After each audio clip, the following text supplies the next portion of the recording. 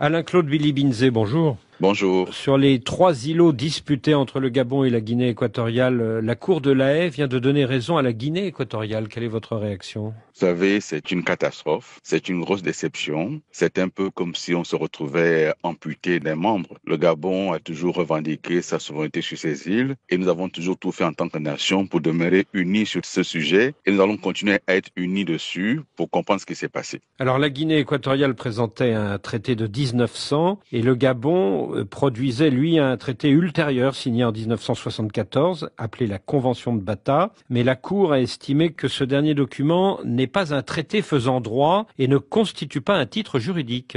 Mais écoutez, c'est la plus haute juridiction des Nations Unies en matière de droit. Nous allons regarder avec le Gabon, les autorités, ce qui s'est passé. Dans tous les cas, depuis Omar Bongo Ondimba jusqu'à Ali Bongo Ondimba, nous avons toujours considéré que ce traité faisait droit et nous l'avons toujours opposé à la Guinée équatoriale qui, jusqu'à présent, n'avait pas du tout trouvé d'argument juridique qui aurait pu être opposé au nôtre. Maintenant qu'une décision a été prise, nous attendons qu'on nous explique ce qui s'est passé réellement dans ce dossier. Mais pour l'heure, encore une fois, nous ne pensons pas faire polémique parce qu'il s'agit d'une question qui concerne la nation et dans ces sujets-là, il faut être rassemblés dans un premier temps. Devant la Cour, la partie gabonaise a reconnu que le document original de la Convention de Bata était introuvable et qu'elle ne pouvait produire qu'une photocopie. Est-ce que cette histoire de photocopie n'a pas affaibli la position du Gabon ? Certainement que si c'est cela qui a été dit, ça a pu affaiblir la position du Gabon, mais encore une fois, nous attendrons que les autorités s'expliquent pour qu'on comprenne bien ce qui s'est passé dans ce dossier, parce que jusqu'à présent, tous les éléments qui avaient été produits ont permis au Gabon de tenir une position juridiquement jouable et équitable. Depuis 1972, l'îlot Mbagné est occupé par la marine gabonaise. Qu'est-ce qui va se passer maintenant ? Non, elle n'est pas occupée. Cette île, elle est gabonaise. Si nous y sommes allés, c'est parce qu'on considère comme gabonaise. Si vous dites occupée et que j'accepte ce terme-là, ça veut dire que c'était pas à nous. C'est notre île. On y a fait jouer tous nos droits. On y est installé. Se passe là-bas des activités gabonaises. Maintenant, on va voir ce qui va se passer au vu de la décision qui vient d'être prise. Est-ce qu'un accord à l'amiable peut être trouvé entre Libreville et Malabo ?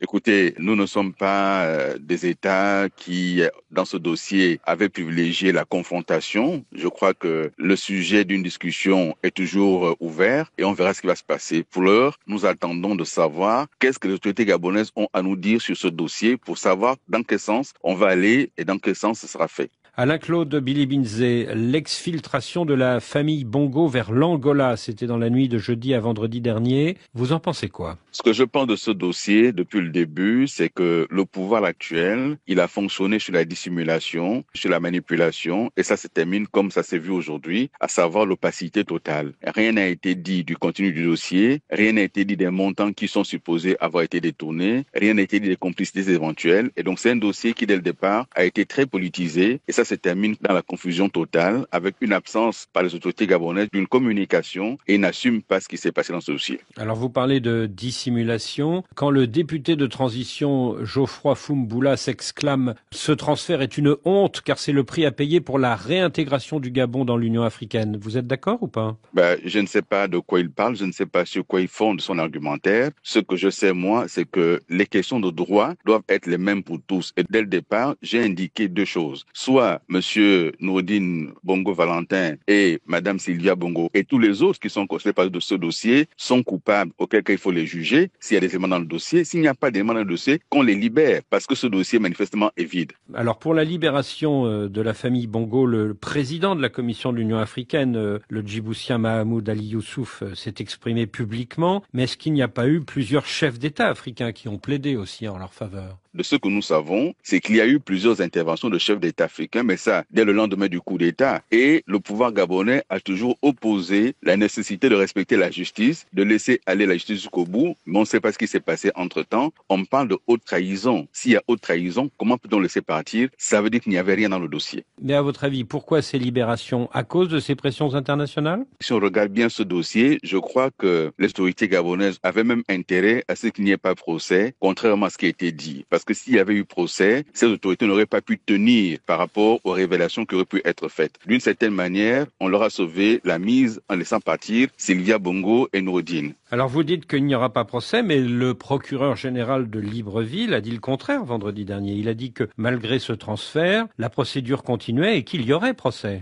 Le procureur relève du ministère de la Justice, qui relève du gouvernement, qui est géré par le président, qui est chef du gouvernement. Et je ne vois pas du tout en quoi est-ce que ce qu'il a dit ce jour-là va être opposable à ce qui a déjà été fait, à savoir la dissimulation, à savoir l'incapacité à assumer, à savoir que dans ce dossier-là, où c'est la justice, où c'est la politique. Lorsqu'il y a eu des négociations, personne n'a été informé qu'il y avait négociation. On découvre un beau matin que bon, ils sont plus là. Mais pourquoi est-ce qu'ils ne sont plus là? Personne n'assume cela au niveau de l'État, au niveau du gouvernement, et on envoie un procureur un peu jouer les pompiers. Mais vous qui avez été vice-premier ministre, puis premier ministre du Gabon entre octobre 2022 et août 2023, est-ce que vous pouvez dire qu'entre ces deux dates, vous avez été témoin de détournement de fonds publics par le président Bongo et sa famille? D'abord, le président Bongo n'est pas inculpé. C'est cela aussi qu'il faut dire dans ce dossier. Les autorités gabonaises ont toujours dit que le président Ali Bongo ne faisait l'objet d'aucune poursuite dans ce dossier. Et donc, il s'agit là de quelque chose d'assez extraordinaire. On accuserait donc des gens qui n'étaient pas en responsabilité, qui n'étaient pas des agents publics, d'avoir détourné de l'argent public. C'est pour cela que j'ai toujours dit, moi je connais pas le contenu du dossier, mais on nous a même pas dit quel montant a été détourné. On nous a pas dit quels biens ont été détournés. C'est une opacité totale. Et c'est cette opacité qui pose problème aujourd'hui. Est-ce que vous avez été témoin, quand vous étiez vice-premier ministre puis premier ministre, de détournement de fonds publics par Madame Sylvia Bongo et Monsieur Nourdine Bongo? Mais absolument pas. Les fonds publics sont gérés par le comptable public, sont gérés par le trésor public, et on nous a pas encore dit qui ont été les complices parmi les agents du trésor public, qui a permis qu'il y ait des détournements. Personne n'en parle. Je ne vois pas comment quelqu'un qui n'est pas agent public aurait pu détourner. Dans votre livre Oser l'espérance, que vous avez publié il y a 6 mois, vous dites, Alain-Claude Bilibinzé, que le cabinet du président Ali Bongo était plus puissant que votre position de Premier ministre et que vous avez vu personnellement comment on a trompé le président Ali Bongo de l'époque. Concrètement, est-ce qu'il y a eu détournement de fonds publics? Mais quand j'étais Premier ministre, Noureddine Bongo n'était plus au cabinet d'Ali Bongo et Sylvia n'a jamais été au cabinet d'Ali Bongo. Donc, je vous dis encore une fois, moi, je n'ai pas été témoin de cela. Par contre, lorsque je dis que le cabinet était très puissant, oui, il l'était et il est encore aujourd'hui. C'est un des problèmes du système politique gabonais. Avec un cabinet hyper puissant, il était hier, il est encore plus aujourd'hui. Mais est-ce que ce cabinet de l'époque Ali Bongo n'était pas sous la tutelle de Nourdine Bongo, le fils d'Ali? Monsieur Nourdine Bongo a eu des fonctions officielles, le coordonnateur général des affaires présidentielles. Si les enquêtes remontent à cette période-là, c'est possible, mais je ne sais pas à quelle période remontent les enquêtes. C'est pour cela que j'ai du mal à répondre à cette question-là, parce qu'il y a opacité dans le dossier, on ne sait pas ce qui est reproché exactement. Ça remonte à quand? Ça concerne quel montant qui a été détourné? Sur quelle ligne budgétaire? On n'en sait rien. Et c'est pour ça que ce dossier, il est opaque et il n'est que politique en plus. Et quand vous écrivez, Alain-Claude Bilibinzé, que vous avez vu comment on a trompé Ali Bongo, qui c'est qui l'a trompé? Ce que j'évoque dans ce dossier, c'est toute la période qui a concerné depuis Mexan à Kombessi, depuis Brice Fakuche à Lianga, jusqu'au cabinet qu'on appelait la Young Team. Et la Young Team, c'était l'entourage très proche de Sylvia et Nourdine Bongo. Mais tromper, ce n'est pas nécessairement détourner de l'argent public. Moi, je n'ai jamais vu de l'argent public à la présidence de la République. Je vous dis encore une fois, s'il y a des éléments dans le dossier, qu'on juge, qu'on dise quels éléments. Aujourd'hui, c'est opacité totale. Quel est le montant qui a été détourné? C'est possible que l'argent ait été détourné, mais c'est lequel argent? Si ce montant a été détourné, c'est quel montant? Qui l'a détourné? Avec quelle complicité? Avec quelle banque? Avec quel comptable public? On n'en sait rien du tout. Rien. Après chaque conseil des ministres de l'époque, le président Oligui Nguema dit que les décrets partaient à la signature chez Sylvia Bongo, qui disposait du cachet présidentiel. Est-ce que vous confirmez? Je ne peux pas le confirmer. Quand c'était le conseil des ministres, j'allais à mon bureau. C'est M. Oligui qui était le patron de la garde républicaine, qui savait donc ce qui se passait, et c'est lui qui peut le dire, l'affirmer. Moi, je n'en sais rien du tout. Et est-ce que vous êtes certain que, malgré sa maladie, c'est Ali Bongo qui signait lui-même les décrets présidentiels qui étaient décidés en conseil des ministres?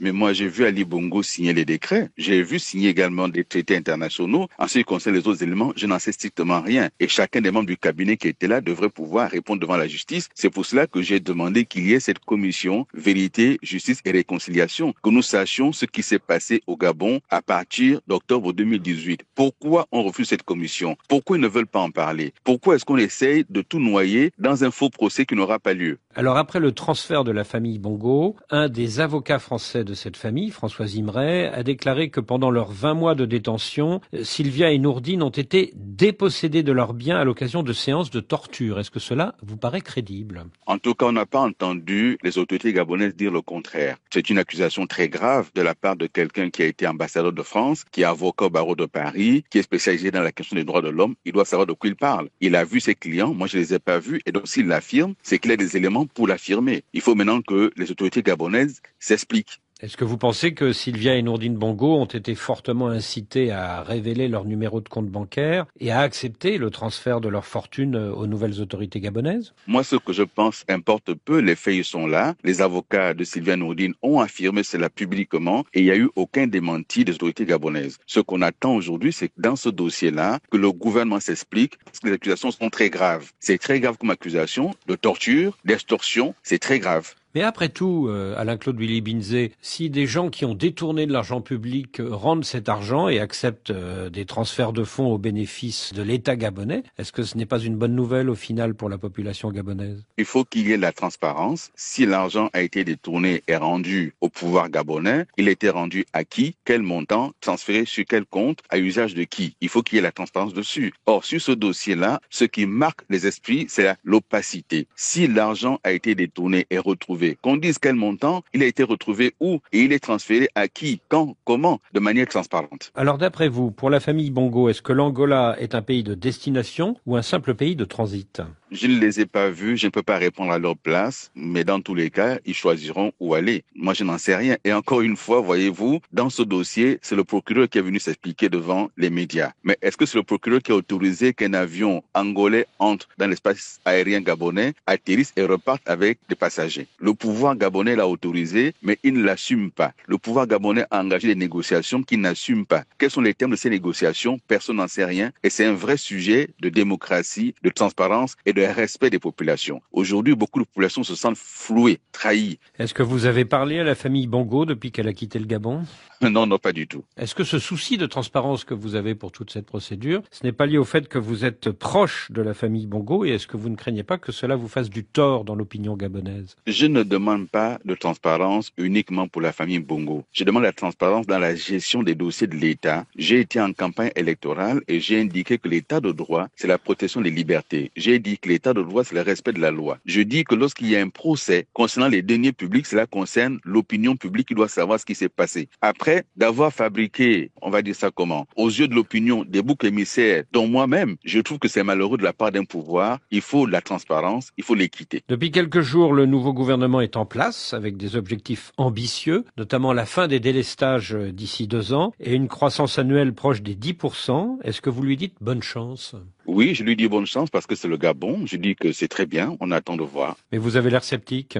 Lorsque je regarde de manière objective les indicateurs qui sont aujourd'hui en place, lorsque je vois comment se tient le pétrole sur le marché international, lorsque je vois ce qui se passe avec Donald Trump et autour de la BAD et des aides à l'Afrique, je me pose des questions. Lorsque je vois l'état des finances publiques, je me pose des questions. Lorsque je vois qu'on va bientôt discuter avec le FMI, je me pose des questions. Et donc, puisqu'il semble affirmatif, on attend de voir. La nomination du grand banquier Henri-Claude Oyima au ministère de l'économie et des finances, est-ce que c'est pour vous un bon choix? Essayons de ne pas être dans des débats de personnes. Monsieur Henri-Claude Oyima a prouvé ses compétences en faisant de BGFI la première banque de la sous-région. Ça, c'est un fait. Le problème qui se pose, c'est d'avoir à la fois à gérer la plus grande banque de la sous-région, avoir à gérer les capitaux privés et à gérer ensuite l'argent public. Et donc, il y a un grand risque de mélange entre ce qui est privé et ce qui est public. Et ce risque, il est réel. C'est pour cela que les lois gabonaises interdisent cela. Les directives sous-régionales l'interdisent également. Il ne peut pas faire les deux. À son chef de prendre la décision et à lui de prendre la décision, mais ce n'est pas possible de faire les deux. Le vice-président Alexandre Barraud-Chambrier a dit sur RFI qu'Henri-Claude Oyima quitterait ses fonctions à la tête de la BGFI Bank. Écoutez, l'État gabonais attendra, la BGFI est prioritaire, c'est ce que ça veut dire. Voici le pouvoir que nous avons en place qui privilégie les intérêts privés par rapport à l'intérêt public, donc l'État. Est-ce que vous vous rendez compte lorsqu'on est ministre de l'économie, qu'on est gouverneur des banques, on assure la tutelle des banques? Quelle tutelle peut-il assurer dans ces conditions-là? Quelle est la situation par rapport aux concurrents éventuellement? Lorsqu'on est ministre de l'économie, nous sommes également à la tête des marchés publics, on gère les impôts, on gère les douanes et on gère le trésor en tant que ministre des Finances. Et tout ceci par la même personne qui gère encore la première banque du pays. C'est un mélange qui n'est pas acceptable. Oui, mais c'est pour ça que que je vous précise que sur RFI samedi dernier, le vice-président du gouvernement, Alexandre Barraud-Chambrier, a précisé que M. Oyima quitterait très bientôt ses fonctions à la tête de la BGFI Bank pour qu'il n'y ait aucun conflit d'intérêts. Ça devrait vous rassurer, non? Est-ce que vous vous rendez compte qu'il s'agit d'aménager M.